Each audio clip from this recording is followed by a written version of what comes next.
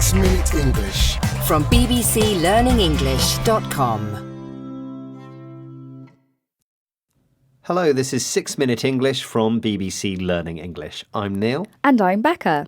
Neil, I noticed that you were checking your phone before you came into the studio to record this programme. Yes, I probably was. You know, Becca, I spend far too much time looking at my phone and I really don't like it. How about you? I don't think you're alone. I also spend way too much time looking at my phone. Well, Becca, we are both adults, but today we're talking about screen time and children.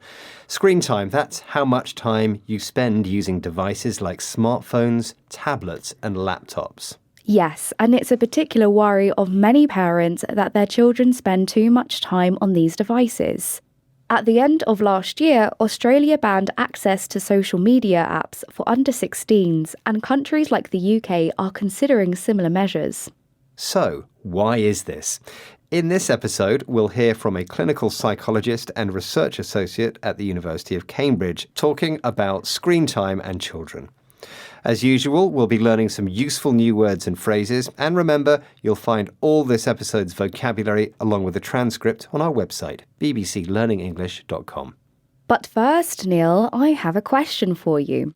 According to the UK media regulator, how many children aged 3 to 4 have a smartphone?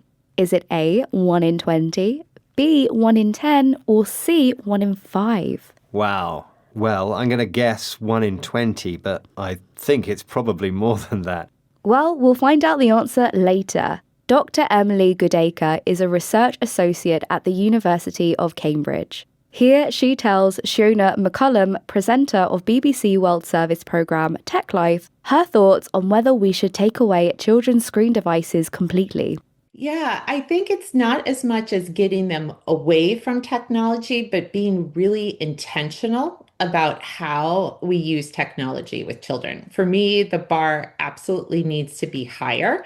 And therefore, I think about how to design products that think about childhood first and really think about how children at different stages learn and develop, and then see if there's a way that technology can enable that. Emily highlights how, rather than stopping children from using technology, parents need to be more intentional about how their children use it. An intention is a plan or reason to do something. So, to be intentional is to act with that plan or reason in mind. It may make you act more carefully as a result. Emily also says the bar needs to be higher. The idiom "the bar is low" means that the standards, expectations, or requirements are minimal and very easy to meet. Therefore, she believes the bar needs to be higher. Parents need to make their expectations higher. They need to think or act more carefully when considering how much time children spend with technology. You might also hear people say, set the bar higher or lower. Emily believes that being more intentional and setting the bar higher will enable children to learn and develop alongside technology. If you enable something, you encourage somebody's ability to do something or to make something possible. Now let's hear Dr. Becky Kennedy, a clinical psychologist and founder of an online parenting platform, talking about how parents feel about tech and children for BBC World Service programme Tech Life. I find parents are very, very eager to understand what's really happening around technology and kids, and then have practical, realistic things they can do in their home to make little shifts that feel better. Becky has found that many parents are eager to understand their children's use of technology. Eager is an adjective that describes wanting to do or have something very much. Becky also talks about making little shifts. A shift is a small change. It can be used as a verb or a noun.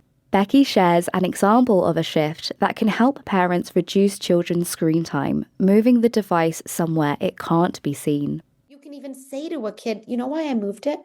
It's actually because it's a really hard thing for me to expect from you, to see a screen in a room and not want to use it. I wasn't setting you up for success. Becky explains how it's difficult for children to be expected to reduce their screen time if they can see their device.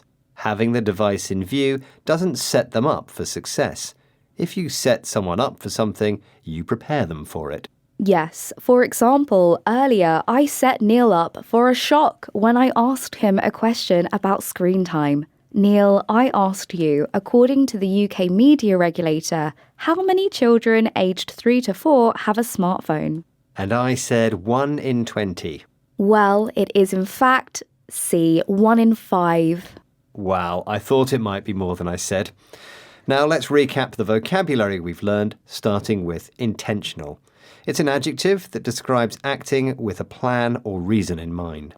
We had the expression, the bar needs to be higher. To set the bar higher is to make your expectations higher. We also had enable.